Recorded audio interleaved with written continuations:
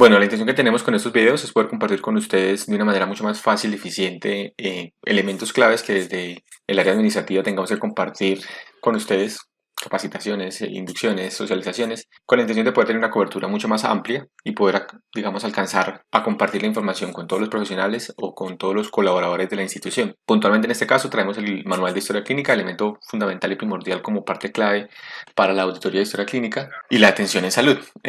Vamos a hablar, insisto nuevamente, son videos que pretenden socializar y compartir puntos claves frente a algunos elementos que tengamos que hacer desde habilitación por normativa. En este caso vamos a hablar del manual de historia clínica, unos puntos claves acerca de las características de la historia clínica, apertura de la historia clínica, criterios de calidad de la misma, registro de alertas y riesgos, que es un elemento que de calidad nos piden para que hagamos en el ejercicio clínico de la atención, el plan de contingencia, de lo que ya hemos hablado un poco antes, y finalmente el comité de historia clínica que la institución tiene y sus funciones.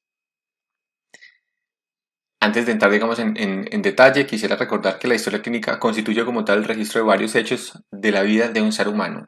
Intenta encuadrar el problema de un paciente, orienta la terapéutica, posee un contenido científico e investigativo, adquiere carácter docente en la medida que si lo podemos utilizar y digamos este es un elemento que me parece válido traer a colación para que seamos conscientes de que muchas veces nuestra historia clínica la va a leer el médico general o u otros profesionales con otro nivel de complejidad diferente y la calidad del dato de nuestra historia clínica puede incluso funcionar como guía de manejo y orientación para el médico en el primer nivel. Eh, digamos, batallando con el tema de las oportunidades en las consultas y con el tema obviamente de un uso eficiente de los recursos en salud, utilizar eso la clínica como un elemento académico incluso para los médicos en primer nivel funciona mucho no solamente para asegurar una calidad en la atención del servicio, sino para que nuestros médicos en el primer nivel puedan darle continuidad al abordaje terapéutico que le estamos dando. Si utilizamos la historia clínica en la que podamos explicarle a nuestro médico de la baja complejidad o a profesionales de diferentes niveles de complejidad, eh, cuál es el plan y cuál es el pronóstico y cuál es el proyecto que estamos llevando a cabo con este paciente y qué desviaciones se podrían presentar para poder darle continuidad, sería magnífico y es allí donde me parece importantísimo adquiere un carácter docente fuera del universitario. Constituye un importante elemento administrativo, evidentemente es el sustento para actos administrativos de contratación, pagos y demás. Y tiene, por supuesto, un elemento muy importante como implicación médico-legal. Entonces miremos todo lo que encuadra, digamos, una historia clínica, todas sus funciones que pueden ser desde asistenciales, investigativas, académicas, jurídicas y de calidad frente a la atención del paciente. Que estoy seguro todos sabemos y todos conocemos, pero que en ocasiones por el afán del día a día olvidamos y podemos crear, digamos, algunas desviaciones en la atención, por decirlo de alguna manera. Entrando ya en materia acerca de la normatividad, existen varias normativas, pero digamos la mamá de todos los pollitos sigue siendo la resolución 1995 del 99, que establece todas las normas para el manejo de historia clínica. Han salido nuevas resoluciones que derogan algunos artículos de esta y están enfocados más al tema de custodia y conservación de la historia clínica con el advenimiento pues, de todo el sistema digital que actualmente se maneja. Frente a la 1995, importante aclarar, digamos, la definición que como tal da la 1995 acerca de historia clínica. Y digamos, punto clave, que es un documento privado, obligatorio, incluso más adelante en el artículo 4 hace énfasis en ese tema de la obligatoriedad, sometido a reserva y entonces sometido a reserva es solamente le pertenece a quienes tengan acceso a ella, en este caso la IPS con todo la responsabilidad que ello acarrea el usuario y cualquier elemento jurídico o médico legal que se ha solicitado, en el cual se registran cronológicamente las condiciones de salud del paciente, los actos médicos y los demás procedimientos ejecutados por el equipo de salud que intervienen en su atención. Dicho documento únicamente puede ser conocido por terceros previa autorización del paciente o en los casos previstos por la ley. Aquí insisto, hacer como énfasis, es un documento obligatorio, es decir, toda atención debe quedar registrada en una historia clínica, sometido a reserva y que tiene y lleva un orden cronológico de todas las atenciones y todas las condiciones en salud que hayamos encontrado y realizado frente al paciente. En ella incluso no solamente registramos las condiciones clínicas del paciente, sino todo el componente sociocultural, económico y medioambiental que pueden impactar directamente al paciente, y de ahí la importancia de un buen registro y una buena calidad en los datos que podemos registrar. Otro elemento a tener en cuenta, y que lo trae la resolución 1995, son las características de la historia clínica, y una muy importante es el tema o el concepto de integralidad. Debe reunir la información de aspectos científicos, técnicos y administrativos relativos a la atención en salud en las fases de fomento, promoción de la salud, prevención específica, diagnóstico, tratamiento y rehabilitación de la enfermedad. Aquí, digamos, dentro de las características existen otras que puntualmente son secuencialidad, racionalidad científica, disponibilidad y oportunidad, pero digamos la integralidad logra propiamente integrar esos conceptos y dándole claridad de que no solamente es la parte clínica, digamos, no solamente es la enfermedad como tal, sino también hay unos aspectos técnicos y administrativos que deben quedar registrados en la historia clínica para darle un adecuado funcionamiento tanto a la historia clínica como al flujo de información en la atención del paciente. La secuencialidad tiene que ver más con el tema cuando existían documentos físicos, y obviamente tendríamos que tener una evidencia cronológica de las atenciones y tendría que haber una secuencialidad. Digamos, el advenimiento de las TIC, de las tecnologías en salud, pues han permitido que este tema de la secuencialidad sea algo casi que por defecto dado, y que ellos desde su servicio de nube lo aseguran. La racionalidad científica, que es clara para todos, digamos, tener coherencia y pertinencia en los registros que se están haciendo y sustentados en evidencia científica. La disponibilidad de la historia clínica y la oportunidad van más con un tema relacionado con la conservación y la custodia de la historia clínica. Como les decía anteriormente, uno de los elementos claves es la confidencialidad de la historia clínica, y aquí tiene que ver el tema del secreto profesional. El tema es que no solamente profesionales acceden a la historia clínica, sino que personal administrativo también accede a información de la historia clínica, y es ahí donde, por supuesto, tenemos que acogernos al secreto profesional, entendiéndose como la prohibición moral de descubrir o revelar hechos ocultos, cuya naturaleza exige que no se divulgue información recibida por canales confidenciales como es la consulta médica. Tanto los profesionales que atienden al paciente en la consulta como el personal que tiene acceso a la historia clínica se compromete obviamente con la prudencia y responsabilidad de proteger la intimidad del paciente. Este es un concepto fundamentalmente grande de confidencialidad frente a temas tan delicados en salud que se pudiesen llegar a presentar. Otro de los elementos importantes a tener en cuenta serían entonces el tema de custodia y conservación, que para nuestro caso, digamos, está relacionado con el servicio en la nube que tenemos en el momento. Hay un elemento de custodia y conservación de historias clínicas o registros clínicos físicos que se está evaluando puntualmente, que es el consentimiento informado, para acogernos como tal a toda la normatividad vigente. Custodia y conservación entonces habla sobre eso. Venga, tengo la historia, la conservo yo, la guardo yo, la tengo en un lugar seguro, donde no todo el mundo tiene acceso, sino solo tienen acceso algunas personas, y aseguro que esa información se pueda conservar. Insisto, con el tema del servicio en la nube que nos da la plataforma de Medifolios, digamos, subsanamos ese tema de seguridad en la conservación, ya que no tenemos que tener un ambiente físico, nosotros no manejamos servidores, eso los manejan directamente en la nube, y así aseguramos el tema de conservación de historia clínica. Se está evaluando el tema de los registros físicos que hacemos. En este caso, el único que tenemos es el de consentimiento informado, que actualmente se están digitalizando. Hay unos, digamos, elementos claves a tener en cuenta, y pues propiamente de consentimiento informado estaremos hablando mucho más adelante dentro de estos procesos de socialización y capacitación. Uno de los elementos claves que piden desde la implementación de habilitación de los servicios de habilitación es la apertura de historia clínica, y esto es algo sencillo, pero sí me parece válido recordar que al momento de hacer la apertura de historia clínica tenemos que tener claves 3 puntos, y es, por supuesto, hacemos apertura de historia clínica con la evidencia física de la documentación del usuario, en la que yo pueda constatar que lo que me está diciendo el paciente, que lo que me están solicitando realmente es real, el paciente realmente existe y el paciente realmente corresponde a quien estoy yo abriéndole la historia clínica. Eso, digamos que desde calidad lo llamamos verificación cruzada. Y cuando hacemos verificación cruzada, también igualmente hacemos un cruce de información con lo que me están dando, con lo que me están diciendo y con lo que encuentro en bases de datos externas. En este caso, validar la afiliación del usuario, no solamente con lo que el paciente me está diciendo, sino con bases de datos externas.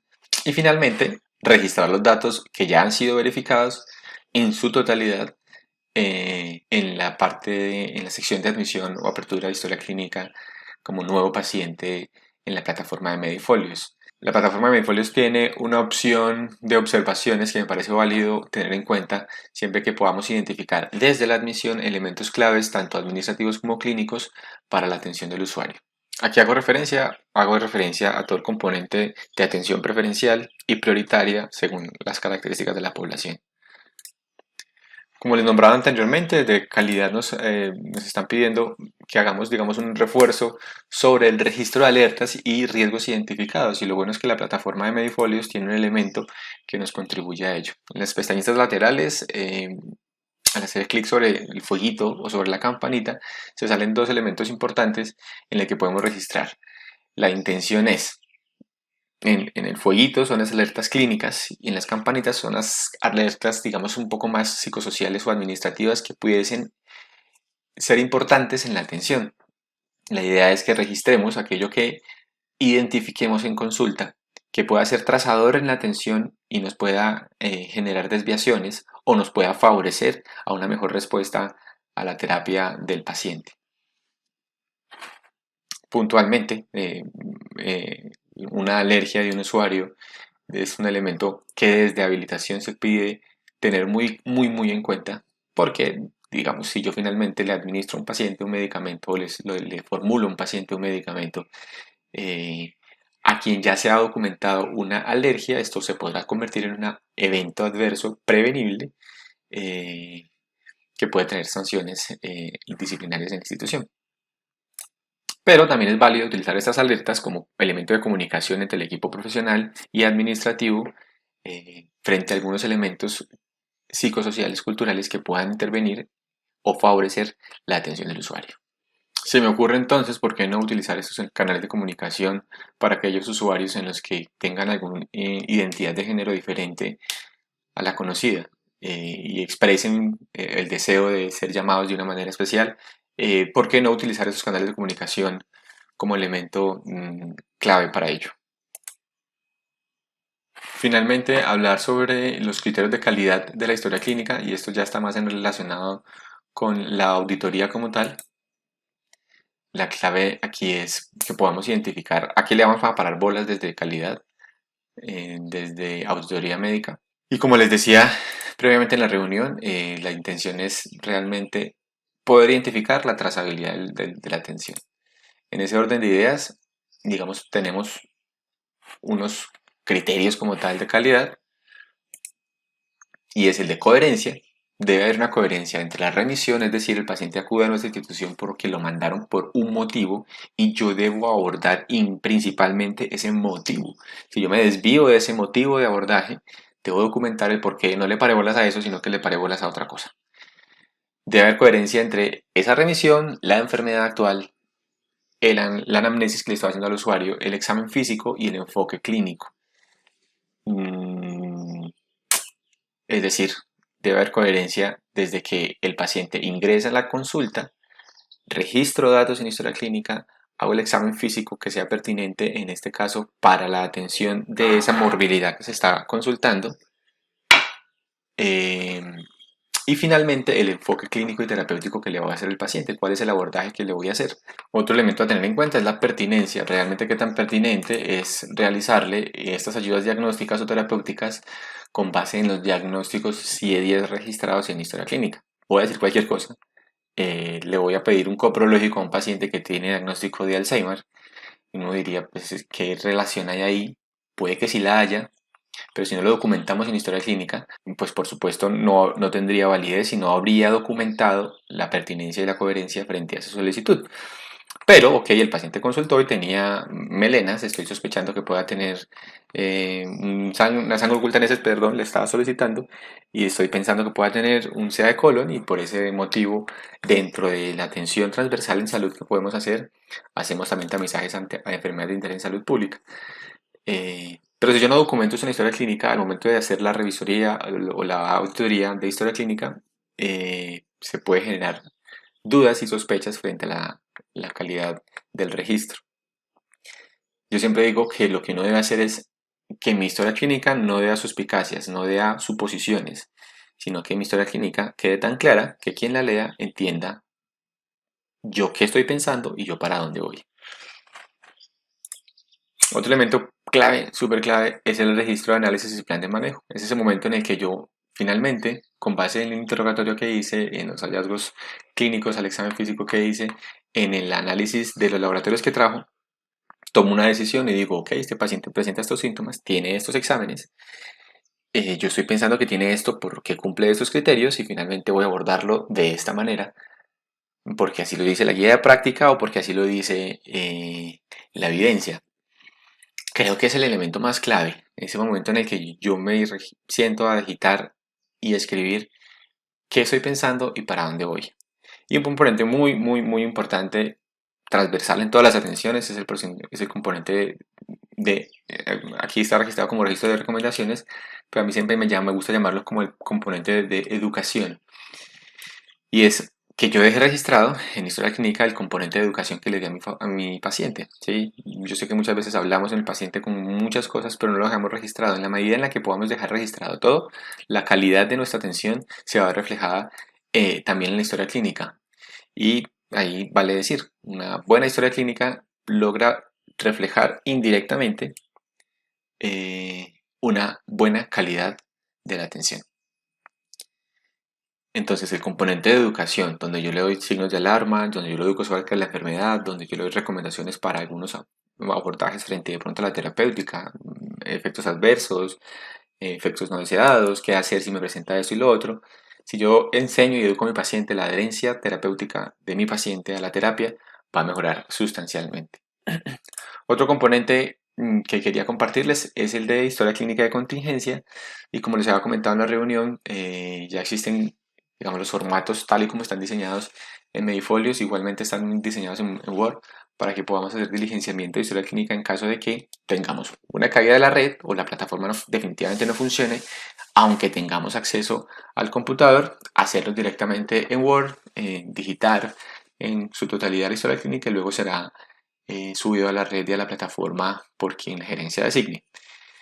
Y la otra opción es, ok, se cayó la energía, definitivamente no tenemos acceso. Ahí hay dos opciones, ¿no? Gracias a que la plataforma de Medifolios es online, está en la nube, y quienes tengan acceso a un equipo portátil o incluso desde sus los dispositivos móviles y puedan hacerlo, digamos, es una alternativa supremamente válida si la red puntual de Medifolios no está caída. En caso contrario, existirán obviamente en cada uno de los consultorios una copia de cada uno de los formatos para el diligenciamiento de la historia clínica. Insisto nuevamente, una vez se hayan terminado, por quien designe la gerencia se hará eh, el escaneo y el cargue de información a la plataforma. Aquí me parece importante y chévere traerles esta reflexión. Se puede haber hecho todo a la perfección respecto al cuidado de la salud del paciente, de su acto médico o asistencial, y pudo haber cumplido con la finalidad que se proponía. Pero si omitió un registro o lo realizó de manera equivocada sin haber hecho la aclaración correspondiente, este último hecho por sí solo puede dar lugar a sanciones. Ok, sanciones, pero no solamente pensemos en tema de sanciones, eso suena como un punitivo. Pensemos en la no respuesta terapéutica final, ¿sí?